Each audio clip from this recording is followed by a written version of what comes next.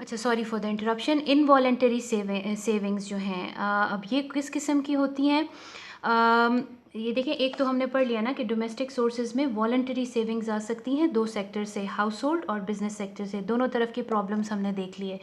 अच्छा, involuntary savings क्या है? In developing countries the income per capita of the people is low, their propensity to consume mainly due to demonstration effect is very high. अब ये demonstration effect क्या होता है कि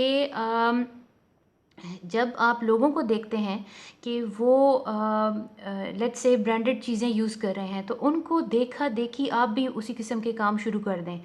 तो इससे फ़ायदा क्या नुकसान, in the sense, in the broader scenario में नुकसान ये होता है कि आप अनप्रोडक्टिव चीज़ पे पैसे स्पेंड कर रहे हैं, आप सेव नहीं कर रहे, आप इन्वेस्ट नहीं कर रहे, आप अपनी इनकम का बहुत बड़ा हिस्सा कंज्यूम कर रहे हैं। तो यही लिखा हुआ है कि जो डेवलपिंग कंट्रीज़ हैं वहाँ पर ये दिखावा और डेमोन्स्ट्रेशन इफ़ेक्ट की वजह से लोगों की सेविंग परसेंटेज बहुत कम है। As the flow of saving is inadequate to meet the capital needs of the country, the governments therefore adopt certain measures which restrict consumption and increase the volume of saving. अब आप voluntarily खुद save नहीं कर रहे तो government रास्ता निकालती है आपसे ज़बरदस्ती किसी तरीके से सेव कराने का। और वो कौन से दो तरीके हैं? एक तरीका है टैक्सेशन का और दूसरा है compulsory schemes for lending to the government. यानी टैक्सेशन के ज़रिए वो आपसे चीज़ों पर टैक्स लगा दें, आपको मजबूर कर दें कि आप वो चीज़ ना ख़रीद पाएँ, उस पर ना स्पेंड करें, तो वो भी ज़बरदस्ती आपसे सेविंग ही हो जाएगी। और compulsory schemes for lending to the government, अब यानी कि गवर्नमेंट ऐसी स्कीम्स बनाए जिससे आप अपना पैसा गवर्नमेंट की तरफ डायरेक्ट कर दें। लेकिन ये दोनों चीज़ें इंतहाई सेंसिटिव और डेलिकेट हैं। टैक्सेशन में अगर एक गरीब बंदे को भी उतना ही टैक्स पे करना पड़ जाए जितना एक अमीर पे कर रहा है, तो गरीब शख्स तो डेवलपिंग कंट्रीज़ में ऑलरेडी उसके लिए बेसिक नीड्स पूरी करना मुश्किल है, वो भी ओवरबर्डन हो जाएगा। और अगर आप बिज़नेस सेक्टर पे टैक्सेशन बढ़ाते हैं तो उनका विल टू वर्क ख़त्म होता है और वो भी बहुत रिटेलिएशन आता है इंडस्ट्री से, एग्रीकल्चर से। तो ये टैक्सेशन ज़्यादा करके कंपल्सरी सेविंग कराना ये काफ़ी जो है ट्रिकी मैटर है, बहुत सेंसिटिव है। इस पे गवर्नमेंट्स को बड़ी जिसे कहें रुकावटों का सामना करना पड़ता है। ठीक है। अच्छा, नेक्स्ट ये यहाँ पर यही सब एक्सप्लेन हुआ है। फिर तीसरा तरीका क्या हो सकता है डोमेस्टिक सेविंग का? कि गवर्नमेंट बोरोइंग हो। अब गवर्नमेंट बोरोइंग क्या होती है? The volume of domestic savings can be increase to government borrowing. The government issues long and short term bonds of various denominations and mobilises savings from general public as well as from financial institutions. Government general public और financial institutions यानी banks वगैरह से पैसा बोरो कर सकती है। वो कैसे बोरो करती है? गवर्नमेंट शॉर्ट या लॉन्ग टर्म बॉन्ड्स लॉन्च करती है। शॉर्ट या लॉन्ग टर्म से मुराद है बॉन्ड्स की मैच्योरिटी के टाइम्स होते हैं, 1 ईयर, 3 ईयर, 5 ईयर, 10 ईयर। इसको लॉन्ग और शॉर्ट टर्म बॉन्ड्स कहते हैं, जिस पे डिफरेंट रिटर्न्स गवर्नमेंट प्रॉमिस करती है। तो गवर्नमेंट जब ये बॉन्ड्स लॉन्च करती है, इसको कौन ख़रीदता है? इसको जनरल पब्लिक लेती है और इसको फाइनेंशियल इंस्टीट्यूशंस लेते हैं। लेट्स से अगर मैंने 10 लाख का एक बॉन्ड ले लिया है, ठीक, मैंने बॉन्ड ले लिया, मुझे उस पर सर्टन रेट ऑफ इंटरेस्ट मैं इंजॉय करूँगी, लेकिन वो 10 lakh for the time being कहाँ चले गए? वो फॉर द टाइम बीइंग चले गए गवर्नमेंट के पास, जिसको गवर्नमेंट जो है वो इन्वेस्ट कर देगी। मतलब मुझे तो रेट ऑफ इंटरेस्ट मिलेगा ही, ठीक है, लेकिन वो गवर्नमेंट इन्वेस्ट कर देगी। तो गवर्नमेंट इसी तरह लोगों से और पब्लिक इंस्टीट्यूशन से बोरो करती है। In developing countries, there are many obstacles which stand in the way of government borrowing. For instance, money and capital market is unorganized. हमारे यहाँ मनी मार्केट अनऑर्गेनाइज्ड है। किस तरह कि the rural sector is not provided with adequate financial institutions. Far flung areas में financial institutions, banking facilities नहीं हैं। People are illiterate, कम पढ़े लिखे हैं या जाहिल लोग हैं, अनपढ़ हैं, वो प्रेफर करते हैं अपनी इन्वेस्टमेंट्स करना गोल्ड में, ज्वेलरी में, ठीक है।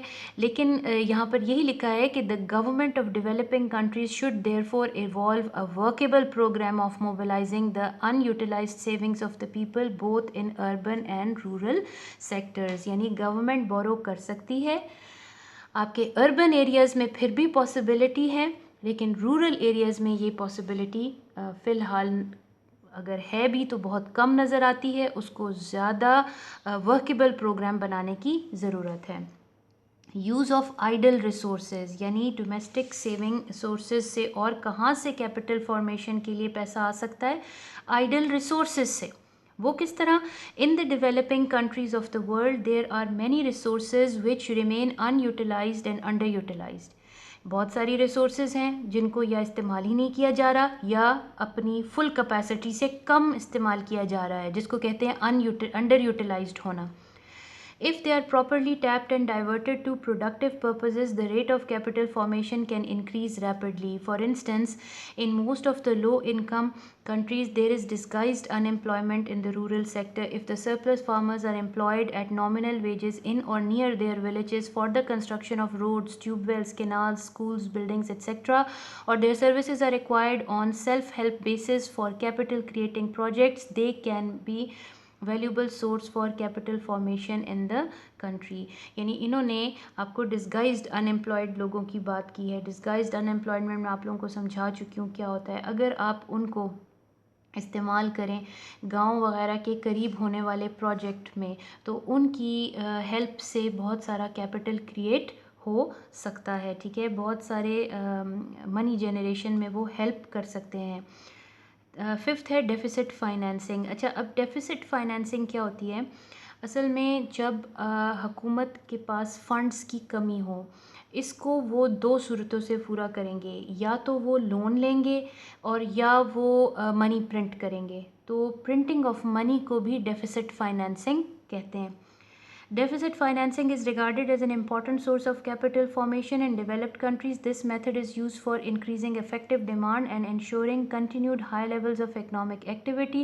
In the case of less developed countries, it is used for generating savings by activating unemployed and underemployed resources। यानी हम नया पैसा प्रिंट करके हुकूमत की कोशिश होती है कि इकोनॉमिक एक्टिविटी को ट्रिगर किया जाए, उसको बूस्ट किया जाए। इकोनॉमिक एक्टिविटी ट्रिगर होगी तभी तो आपकी जो है वो सेविंग का चांस बनेगा। तो deficit financing is another way of capital formation. ये सारी हो गई आपकी sources of capital formation. Domestic level पर क्या हो सकता है? आई होप यू नो कि डोमेस्टिक लेवल मीन्स कि आप कंट्री के अंदर क्या कर सकते हैं, क्या स्टेप्स उठा सकते हैं। अब आ जाते हैं एक्सटर्नल रिसोर्सेज की तरफ, यानी मैक्रो लेवल पर क्या हो सकता है। ये भी मैक्रो लेवल ही था but with in the country. ठीक है, अब ये इंटरनेशनल लेवल पर क्या काम किया जा सकता है। पहला है इसमें फॉरेन एड, यानी एड ली जा सकती है। The developing countries also finance domestic capital formation with the help of foreign capital. Foreign capital can be obtained from a number of sources such as government to government aid programs, export credit agencies, international financial institutions including the World Bank Group and regional development banks, the IMF, the UN agencies, private investment by multinational corporations and commercial banks। यानी ये तमाम वो sources हैं, Asian development bank भी है इसमें, कि जहाँ से एड ली जा सकती है और कैपिटल क्रिएट किया जा सकता है। अच्छा, अब यहाँ पर इस पॉइंट में आगे ये दो इतने लंबा ये डिस्कस किया गया है कि कुछ इकोनॉमिस्ट्स के मुताबिक एड लेना अच्छा है और कुछ के मुताबिक इट्स अ मेनस, कि इससे बहुत सारी प्रॉब्लम्स जनरेट होती हैं। अब जो कहते हैं कि ये अच्छा है उनके लिए पहला पॉइंट ये लिखा हुआ है कि भाई इससे आपकी सप्लीमेंट हो जाती है डोमेस्टिक सेविंग, यानी इकोनॉमिक एक्टिविटी शुरू हो जाती है तो डोमेस्टिक सेविंग बेहतर हो जाती है। दूसरा पॉइंट ये लिखा हुआ है कि फॉरेन एड लेने से टेक्नोलॉजिकल मेथड्स और आइडियाज़ जो which greatly help in breaking the vicious circle of poverty, यानी टेक्नोलॉजी में इम्प्रूवमेंट आती है, लोग पैसा ज़्यादा कमाते हैं तो vicious circle of poverty break होने में थोड़ी हेल्प मिलती है। तीसरा लिखा हुआ है कि फॉरेन एड लेना इसलिए भी अच्छा है क्योंकि it provides the capital goods which a developing country can not afford to purchase due to unfavourable terms of trade and balance of payment difficulties. यानी अगर कोई कंट्री पहले ही से डेफिसिट में जा रही है, उसकी इम्पोर्ट्स ज़्यादा हैं और एक्सपोर्ट्स कम हैं, तो अगर वो फॉरेन एड लेकर इन्वेस्ट करती है तो वहाँ पर कैपिटल क्रिएशन होती है, तो ये उसके लिए बेहतर है क्योंकि वो जो काम वो खुद अभी नहीं कर पाती वो क्विकली पॉसिबल है एड के ज़रिए। ये यहाँ पर ये पॉइंट का मतलब है। It builds up basic infrastructure which is essential for creating the momentum of growth। कि बेसिक इंफ्रास्ट्रक्चर आपका खड़ा होता है ताकि आपकी ग्रोथ का रास्ता हमवार हो। इसमें मैं आपको एग्जांपल दे सकती हूँ कि ये जो आपकी बीआरटी डेवलप हुई है पेशावर में, उसको एशियन डेवलपमेंट बैंक ने फाइनेंस किया है। पाकिस्तानी गवर्नमेंट के पास इतने पैसे नहीं थे कि वो इसको फाइनेंस करें। अब इससे जितने फ़ायदे हमारे ट्रेडर्स को होंगे वो हमें ग्रोथ की तरफ ही लेके जाएंगे ना। अगर अगर मुसाफिरों को सुकून है, उनको ट्रैवलिंग में मसला नहीं है, तो सबको जॉब पर पहुंचने में फ़ायदा होगा, ह्यूमन कैपिटल में इम्प्रूवमेंट आएगी। यही बात लिखा हुआ है कि बेसिक इंफ्रास्ट्रक्चर ये लोन्स क्रिएट कर देते हैं और ग्रोथ की उसको ट्रिगर कर देते हैं। द इन्वेस्टमेंट इन ह्यूमन और फिफ्थ पॉइंट लिखा है कि investment in human resources brings about a change in attitude, social relationships, institutions and organisations which is necessary in economic development. और जब इन लोन्स के ज़रिए ऐसी चीज़ों में इन्वेस्ट किया जाए जहाँ जो लोगों से रिलेटेड हों, उनकी आराम और सुकून और इम्प्रूवमेंट से रिलेटेड हो, तो जनरली आपकी इकोनॉमिक डेवलपमेंट फिर होती है। अच्छा, यहाँ पर ये लिखा हुआ है, उन लोगों के बारे में लिखा है जिनके मुताबिक एक्सटर्नल बोरोइंग जो है वो इतनी अच्छी चीज़ नहीं है और वो उसको क्रिटिसाइज़ करते हैं। अब यहाँ पे लिखा है कि the countries of south are still deficient in food production. ये मैंने शुरू से छोड़ दिया, यहाँ पे ये लिखा है कि भाई अगर लोन्स देना बहुत अच्छा है तो फिर दुनिया में जो साउथ की कंट्रीज़ हैं वो आज तक क्यों वहाँ पे लोग भूखे मर रहे हैं, वो इस चीज़ को क्वेश्चन करते हैं। The rate of growth in agriculture, industry, transport, communication, education, health, minerals and energy is very slow. इसका मतलब कि ये जो कंट्रीज़ जहाँ पर बेसिक फूड नेसेसिटीज़ भी अवेलेबल नहीं हैं, उनको तो इतने लोन्स डेवलप्ड कंट्रीज़ देती हैं, ये सारे इंस्टीट्यूशंस जो पीछे मैंने मेजर बताए वो देते हैं, लेकिन वहाँ पर तो कोई सेक्टर इतना ख़ास डेवलप नहीं कर रहा। दूसरा ये पॉइंट यहाँ पे रेज किया गया है, further the bilateral and tied aids provided by the advance countries is a new form of colonialism. इसका मतलब ये है कि एड देकर डेवलप्ड कंट्रीज़ कमज़ोर कंट्रीज़ को अपनी कॉलोनी बनाने का एक तरीका उन्होंने बना लिया, उनको कंट्रोल कर रहे हैं, इकोनॉमिकली उनको कंट्रोल कर रहे हैं, अपने कब्ज़े में कर रहे हैं, अपने आप पर डिपेंडेंट कर लेते हैं। The quantity of external capital is so small that it is not only any real importance to the developing countries. के डेवलपिंग कंट्रीज़ की ज़रूरतें बहुत ज़्यादा हैं, बहुत डाइवर्सिफाइड हैं, और ये लोन जो है ये इनकी ज़रूरतों के मुकाबले में ना होने के बराबर है। The recipient country cannot adopt independent economic and political policies। ये बहुत important point है कि जो country लोन ले रही होती है फिर वो contracts के थ्रू बाउंड हो जाती है, अपनी इकोनॉमिक पॉलिसीज़ इंडिपेंडेंटली नहीं बना सकती। उनको चूँकि ये अश्योर करना होता है कि हम इतने अरसे में, इतने सालों में आपको ये लोन वापस करेंगे, ठीक है, तो वो लोन कहाँ से वापस होता है? फिर वो यूटिलिटी सर्विसेज जितनी भी हैं, बिजली, गैस, पानी, इनसे जितना भी गवर्नमेंट रेवेन्यू अर्न करती है टैक्सेशन से, उनके थ्रू उनको वापस करना पड़ता है। तो अगर आपने किसी कंट्री से बहुत बड़े लोन लिए हैं या किसी ऑर्गेनाइजेशन से हुकूमत ने लिए हैं, तो फिर इनडायरेक्टली उनका इन्फ्लुएंस आ जाता है आपकी इकोनॉमिक पॉलिसीज़ में। आप इतनी आराम से इंडिपेंडेंटली उनको जैसे कहते हैं ना, मक्खन में से बाल की तरह निकाल कर आप उनको साइड पे नहीं रख सकते कि भाई आप एक साइड पर हैं, ये हमारी इकोनॉमिक पॉलिसीज़ हैं। आपको उनके इंटरेस्ट्स देख कर अपनी पॉलिसीज़ डेवलप करनी पड़ती हैं, लिहाजा आपकी इंडिपेंडेंसी ख़त्म हो जाती है।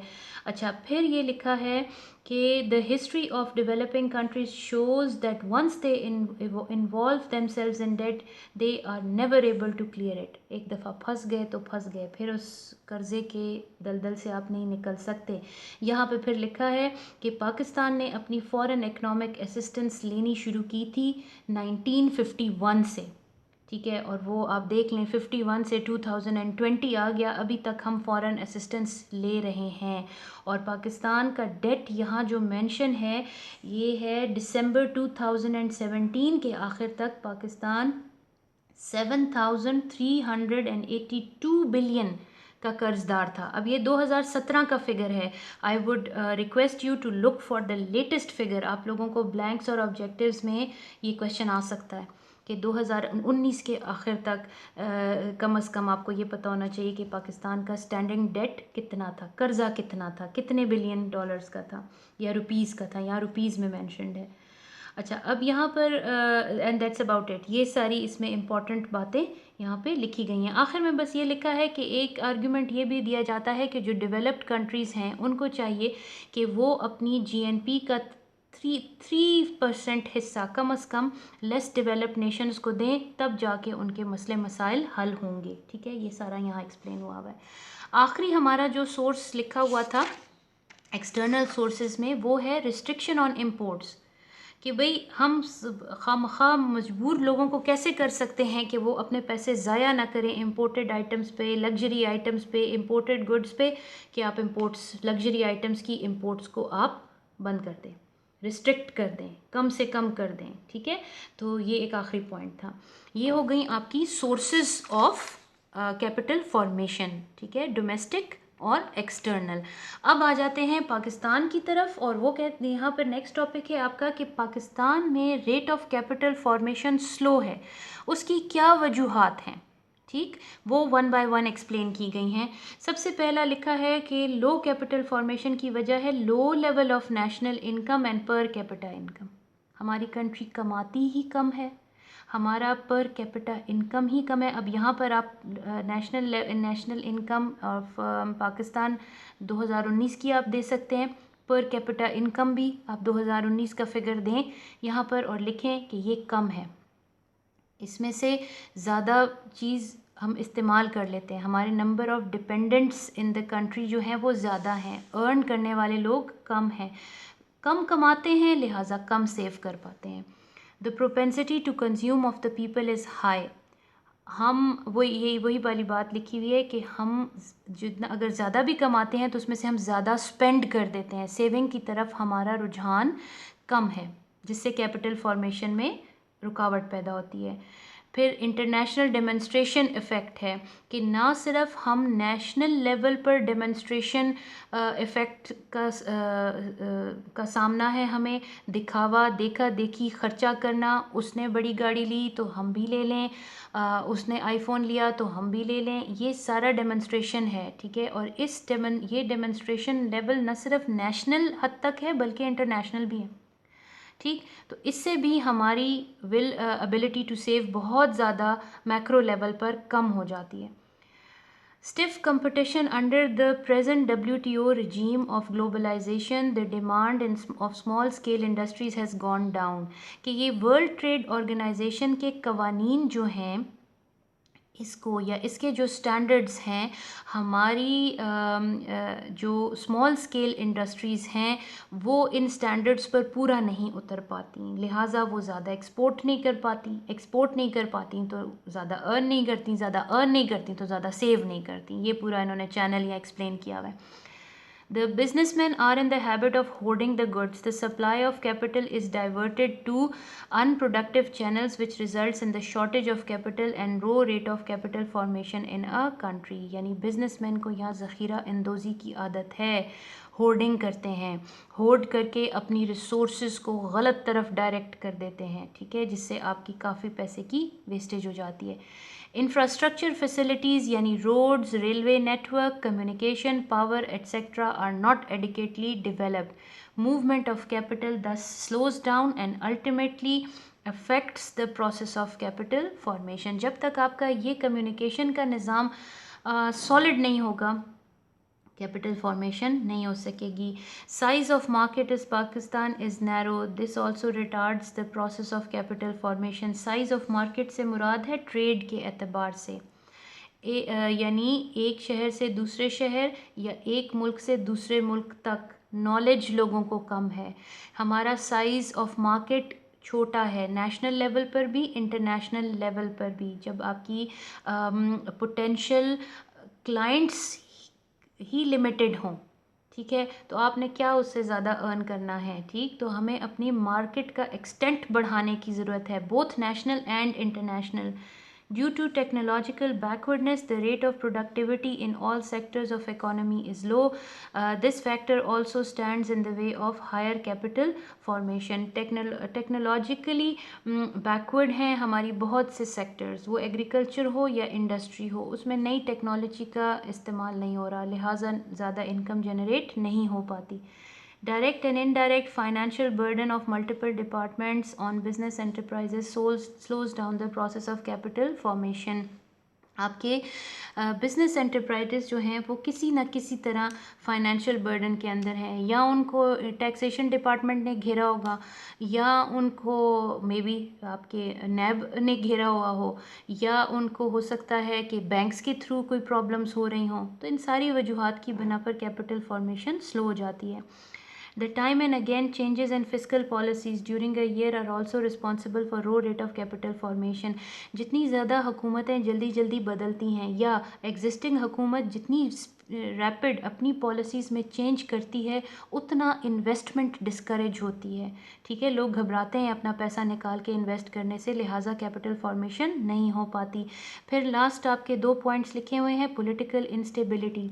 ये वही, अगर पॉलिटिकल इंस्टेबिलिटी हो, किलिंग्स हो रही हों, धरने हो रहे हों, स्ट्राइक्स हो रही हों, ठीक है, या लेबर क्लास में कोई अप्स एंड डाउन्स चल रहे हों, तो फिर भी आपकी इकोनॉमिक एक्टिविटी पे अफेक्ट पड़ता है, जो इनडायरेक्टली आपको आपकी आउटपुट को अफेक्ट करती है।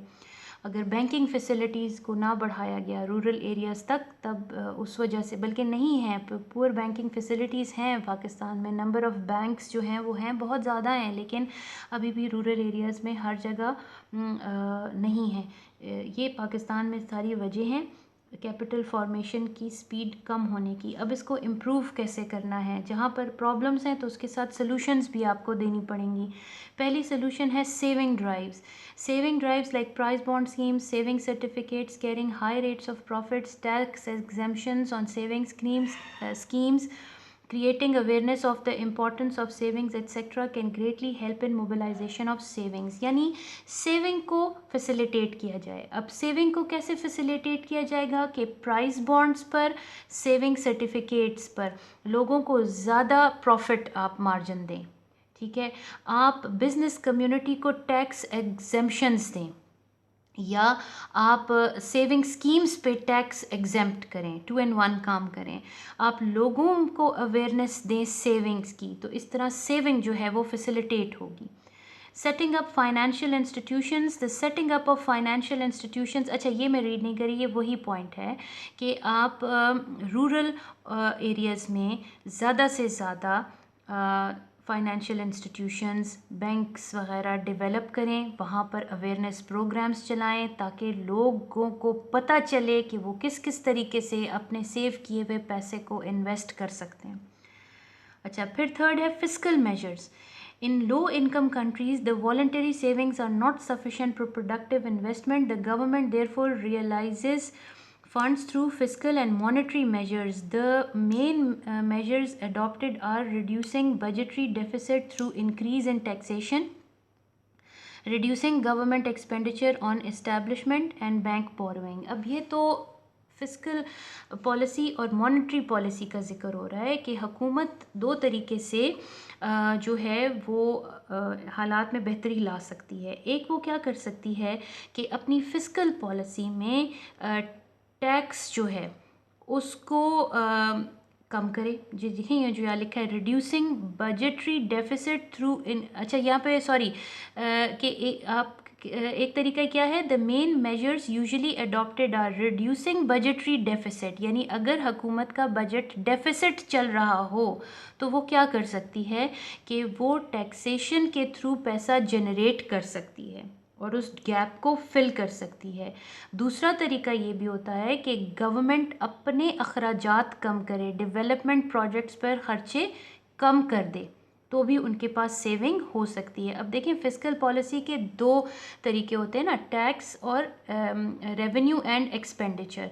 रेवेन्यू का एक मेजर सोर्स क्या है, गवर्नमेंट का टैक्सेशन, तो वो टैक्सेशन को बढ़ाकर कम करके जो भी सिचुएशन हो उसके मुताबिक वो कैपिटल फॉर्मेशन को ज़रा सा स्पीड अप कर सकते हैं। नेक्स्ट है public borrowing. Public borrowing for investment purposes is also an effective method of capital formation. Government raises loans through the sale of investment bonds. ये जो पीछे मैंने आपको एक्सप्लेन किया कि इन्वेस्टमेंट बॉन्ड्स होते हैं, वो गवर्नमेंट अगर लॉन्च करे तो उसको कौन ख़रीदेगा, जनरल पब्लिक खरीदेगी, बैंक्स खरीदेंगे, इन्वेस्टमेंट होगी, सेविंग होगी और फिर आपकी मज़ीद आगे जो है वो इनकम जनरेशन होगी। Development of capital market. Government can also divert resources from unproductive to productive channels by strengthening the capital market in the country.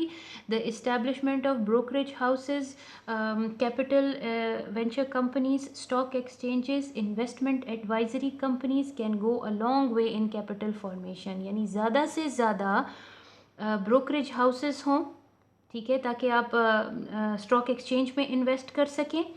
आपकी stock number of stock exchanges बजाते ख़ुद ज़्यादा हो जाएं, आपकी इन्वेस्टमेंट एडवाइज़री कंपनीज़ खुलें और भी ज़्यादा, ताकि लोगों को गाइडेंस मिल सके कि उन्होंने आखिर किस तरीके से इन्वेस्ट करना है।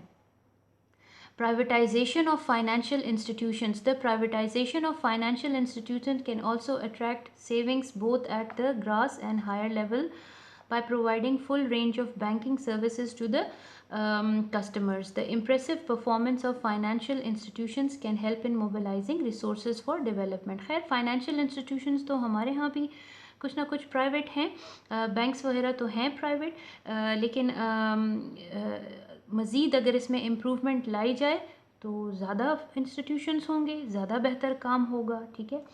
Development of secondary financial market. अच्छा, अब इसको रीड करने से पहले ही मैं आपको बता दूं, इसका मतलब ये है कि एक तो हो गए फाइनेंशियल इंस्टीट्यूशंस, जैसे आपका हम पाकिस्तान में है कौमी बचत का इदारा है।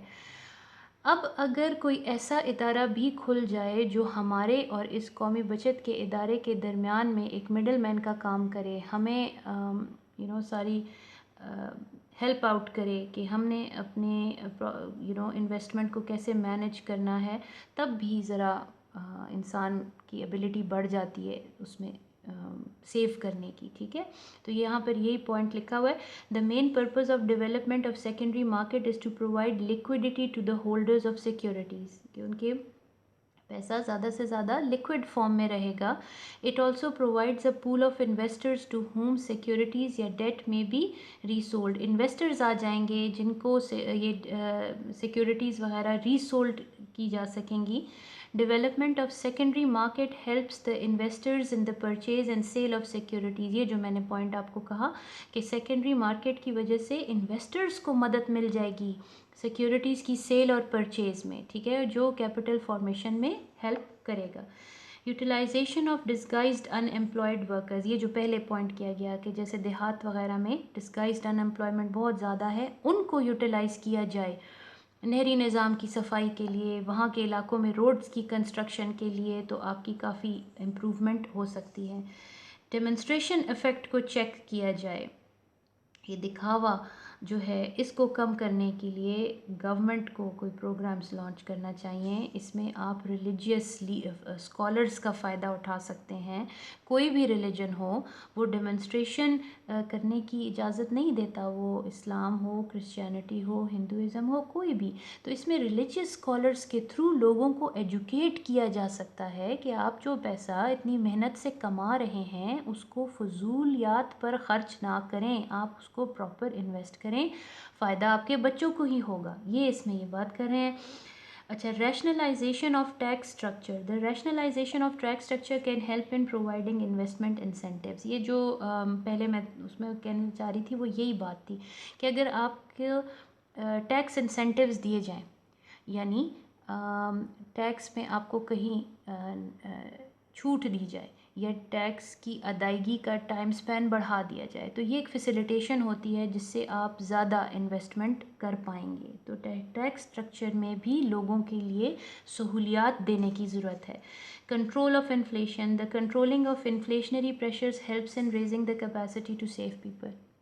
ये एक बड़ी ही जनरल बात है कि अगर इसको क्या कहते हैं, इन्फ्लेशन को, महंगाई, अगर आपकी महंगाई काबू में रहेगी तो डेफिनेटली लोगों की परचेजिंग पावर ज़्यादा हो जाएगी और वो फिर ज़्यादा सेव कर सकेंगे। सेव करेंगे तो इन्वेस्ट करेंगे, इन्वेस्ट करेंगे तो कैपिटल क्रिएट होगा। Reduction in the rate of growth of population. अगर गवर्नमेंट जनरली लोगों को एजुकेट करे कि आपने अपने फैमिली साइजेस कम रखने हैं, तब भी लोगों का एक्सपेंडिचर कम हो जाएगा और वो ज़्यादा बेहतर तौर पर सेव करके इन्वेस्ट कर सकेंगे। Curtailment of luxury imports. ये भी पहले आ गया कि लग्जरी आइटम्स जो हैं आप उनको या बैन कर दें या लिमिट कर दें। ना रहेगा बांस ना बजेगी बांसुरी वाला हिसाब है कि लोग अगर बाज नहीं आते तो हुकूमत उसको ज़रा सख्ती करे, इन चीज़ों को बंद कर दे। इससे क्या होगा, आपकी लोकल इंडस्ट्री जो है वो डेवलप होगी, जो इम्पोर्ट सब्स्टिट्यूशन आइटम्स प्रोड्यूस करते हैं। अच्छा, foreign add. If domestic capital is not adequate for meeting the development requirements of the country, then to bridge the saving investment gap the country has to rely on foreign economic aid for economic development। यानी अगर ये तमाम चीज़ें आप नहीं कर पाते तो फाइनल रास्ता क्या निकलता है कि आप उसमें किसी कंट्री से या किसी फॉरेन इंस्टीट्यूशन से, IMF से, वर्ल्ड बैंक से, एशियन डेवलपमेंट बैंक से या किसी और से आप लोन लेकर अपना डेफिसिट पूरा करने की कोशिश करें। ठीक है, इसके साथ ही ये टॉपिक आपका हो गया ख़त्म। अब यहाँ पर जो एक इस पूरे चैप्टर पे जनरल क्वेश्चन जो आपको आ सकता है, जिसमें आपने ये तमाम बातें छोटी करके लिखनी होंगी। आपको क्वेश्चन ये आ सकता है, मेरे ख्याल से यहाँ पे लिखा भी हुआ है, how is capital formation important for economic development. अगर एक जनरल आ गया तो ये आपको दे सकते हैं। ब्लैंक्स में देखें, यहाँ पे मैंने एक दो पॉइंट्स आपको पीछे भी बताए, ये भी बता रही हूँ। डोमेस्टिक सेविंग कंट्रीब्यूशन क्या है पाकिस्तान की, किसी कोई ख़ास साल आपको दिया जा सकता है, यहाँ पे 16-17 दिया हुआ है। नेशनल सेविंग GDP का कितना परसेंटेज है ये दिया जा सकता है। ठीक है, तो these are most probable questions that come. I hope you could understand. Thank you.